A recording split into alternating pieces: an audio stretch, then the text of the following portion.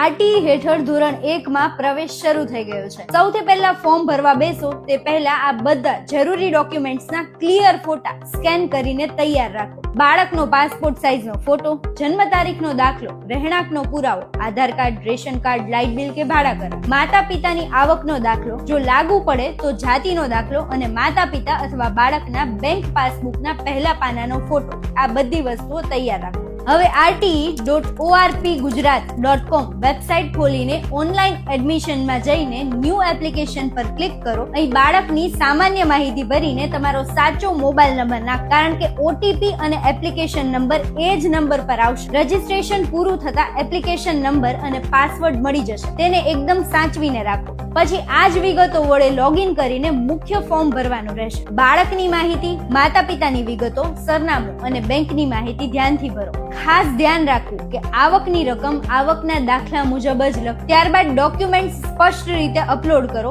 ઝાંખા ડોક્યુમેન્ટ્સના કારણે form reject થઈ શકે છે। અને આ પછી તમારા સરનામાથી 6 કિલોમીટરના વિસ્તારમાં આવેલી પ્રાઇવેટ સ્કૂલનું લિસ્ટ દેખાશે। અહીં માત્ર એક નહીં પણ 5 થી 7 સ્કૂલ પસંદ કરો। ગમતી શાળા પહેલા અને બાકીની પછી એ પ્રમાણે સિલેક્ટ કરો। પછી છેલ્લે પ્રિવ્યુમાં આખું ફોર્મ ધ્યાનથી ચેક કરો અને બધું બરાબર હોય તો કન્ફર્મ એપ્લિકેશન પર ક્લિક કરો અને કન્ફર્મ થયા પછી ફોર્મની પીડીએફ અથવા પ્રિન્ટ સાચવીને રાખવી। યાદ રાખો, એકવાર ફોર્મ કન્ફર્મ થઈ જાય પછી એમાં કોઈ પણ પ્રકારનો સુધારો નહીં થાય। તો આ હતી આરટીઈ ના ફોર્મની બધી વિગતો।